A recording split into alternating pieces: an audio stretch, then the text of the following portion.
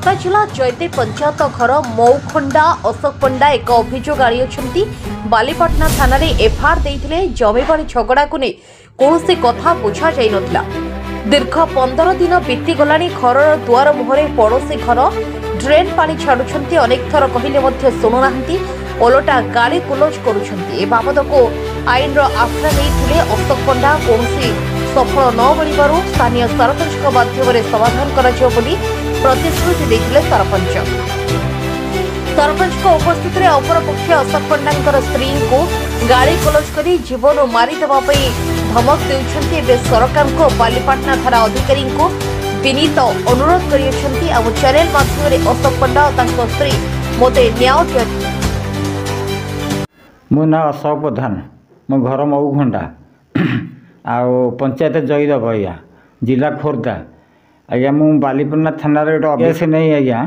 मु बालीपाटना थाना को गोटे एफआईआर नहीं देली आज्ञा दे दबार होगले आज की आज्ञा 18 दिन खंडे आज्ञा दे मु आज्ञा बाबू जो मुहूर्त डाकिली मुझे मुहूर्त आज्ञा मुझे जाऊँगी आज्ञा दे बाबू तो जमा इनक्वारी करूना मु न्याय चाहूँगी सार को मुझे कहली तो सार आप इनक्वारी करती जी मु दोषी मु बंधा हेबी आज्ञा मो जगह को सी गोटे डेन कर आज्ञा पानी छाड़ुची रसानंद स्वयं आज्ञा शुणु गोटे रोड आज्ञा मत मुझे लैंड आसला किंतु से लैंड को सी कर दौनी आज्ञा मुझे आज्ञा हाथ पैसा खर्च करी मोर 20 हाथ रास्ताटा को आज्ञा मुझे 5000 खर्च कर मो रास्ता कली से रास्ता उपर आज्ञा गुह आउ नड़ा पुह नंद गदेगिरी कहती मो संपत्ति आज्ञा मत सब कहती मत अश्लील भाषा सोदासोदी कर आज्ञा गुड़ाए धमक दौचे आज्ञा से दृष्टि आज्ञा मोर सेमती ये जगह को आज्ञा माड़ी आसी दुनिया प्रकार गछ बच पकई गड़िया पकई मो बारिकी आज्ञा गोटे डीएनए पूरा स्वतंत्र छाड़ी मुझे गोटे भिडियो आज्ञा करके छाड़ी से विषय अनेक थर मो थाना को जिया दोष आज्ञा मो बाबू को जिते आपत्ति करुँची आज्ञा पटे इनक्वारी करूँ बाबू आज की आज्ञा जमा आसुना कि इनक्वारी करूना ता माध्यम आमर जयदेव पंचायत को कलेक्टर आसिया दोष आज्ञा मु आज्ञा बाबू सकाले डाकती सन्ध्या डाकती आज्ञा मुझे निराशा होगी आज्ञा मु बाबू कथा अमानत करी मुझे दोषी भी प्रमाण होगी मु आज्ञा जयदेव पंचायत को जो आम विधायक कलेक्टर आसीता दोष मोर गोटे घर नथबारू मु आज्ञा मो स्त्री की थाना आज्ञा हाजिरा करगली बाबू कहले दे सरपंच गीति की पक्ष धरी आसी पहुँचब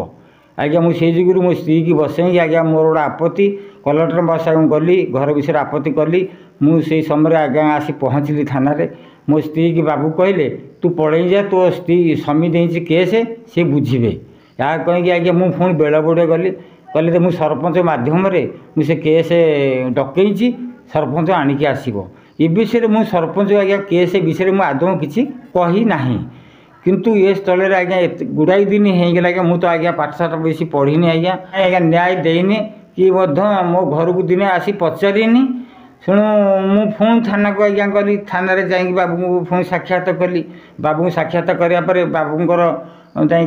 कहले तुम बस आज्ञा से समय मोर जड़े भणजा सी पुराणा केस उपर भद्र लोकी थे सी उपस्थित सरपंच कल कल करागला सी आसी पहुँचले आज्ञा से 2टा समय होगले भणजा आ सरपंच मध्यम से कहले तुम जो तथ्य दौच आम इनक्वारी करूँ इनक्वारी रिपोर्टा आम बाबू को आसी कहबू यापर आहरी गुड़ाए धमका धमकी सोदा बका कला आज्ञा रसानंद स्वयं आज्ञा सी आसी सरपंच माध्यम आ वार्ड मेंबर वासुदेव प्रधान से उपस्थित अच्छा मोर सी सान भाई हम आज्ञा सी ये रोड केस आज्ञा संपूर्ण गोटे केस देला ये दृष्टि आज्ञा से सरपंच माध्यम गाड़ी गोलज अश्लील भाषा मो स्त्री की सोदासोदी आज्ञा करा रसानंद स्वयं आज्ञा धमक देला मु परमूर्ति तोर कौन करी आज्ञा लक्ष्मीप्रिया प्रधान मो स्वामी होती अशोक प्रधान आज्ञा आमर बहुत दिन बद ये रही तापर सी आम घर अगणा को गोटे ड्रेन छाड़ी रसानंद स्वई आ बापा क्षेत्र मोहन स्वई सी ड्रेन छाड़ी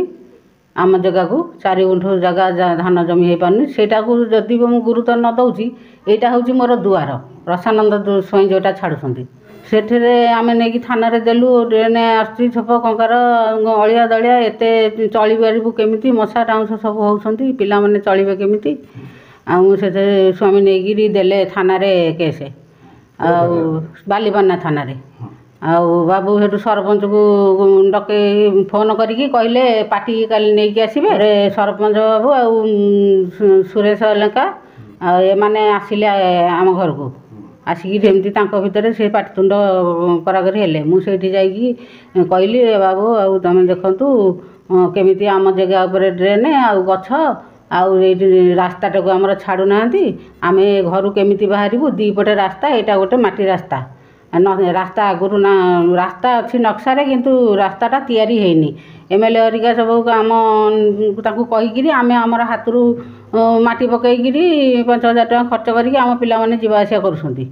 ଆଉ ତାରି ଉପରେ ସିଏ ଦେଖେଇବା ଭିତରେ ରସାନନ୍ଦ ସ୍ୱାଇଁ ସେଇଠି ସରପଞ୍ଚଙ୍କ ଆଗରେ ମୋତେ କହୁଛନ୍ତି ତୁ ବସ କହି ମୋତେ ଏମିତି ଅଶ୍ଳୀଳ ଭାଷାରେ ସୋଦାସୋଦି କରି ଗାଳି ଗୁଲାଜ କଲା। ମୁଁ ତ ଏ ସାମ୍ନାରେ ମାଇକ୍ ସାମ୍ନାରେ କହିପାରିବିନି। ବାସୁଦେବ ପ୍ରଧାନ ଆଜ୍ଞା ମୋ ନାଁ। ସାର୍ ଭାଇ ଆମର କେସ୍ ଦେଇଥିଲେ ବାଲିପାଟଣା ଥାନାରେ 10 ତାରିଖ ସୁଦ୍ଧା ଦେଇଥିଲେ କେସ୍ଟେ।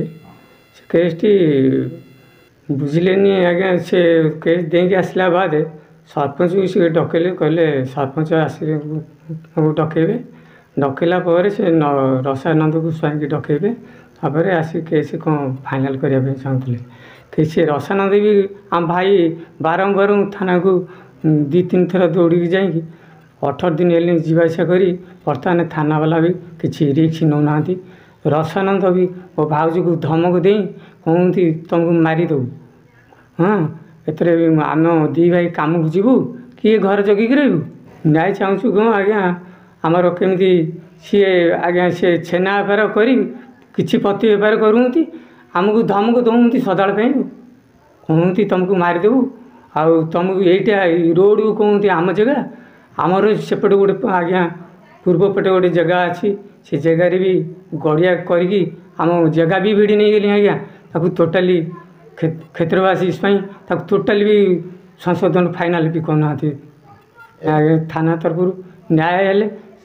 ଚାହୁଁଛୁ, ଫାଇନାଲ୍ ହେଇଗଲେ ଆମେ ଆଜ୍ଞା ସିଏ ଭଲ ଆମେ ଭଲ। ବୋଲି ଯଦି ମୋତେ ନ୍ୟାୟ ନ ଦିଆଯାଏ ତ ଆମର କୌଣସି ଅସୁବିଧା ହେଲେ ଏଥିରେ ପ୍ରଶାସନ ଓ ସରପଞ୍ଚ ବାଲିପାଟଣା ଥାନା ଅଧିକାରୀ ଦାୟୀ ହେବେ। ବାଲିପାଟଣାରୁ ମୋଜେଶ ନାଥଙ୍କ report, M News Odisha TV।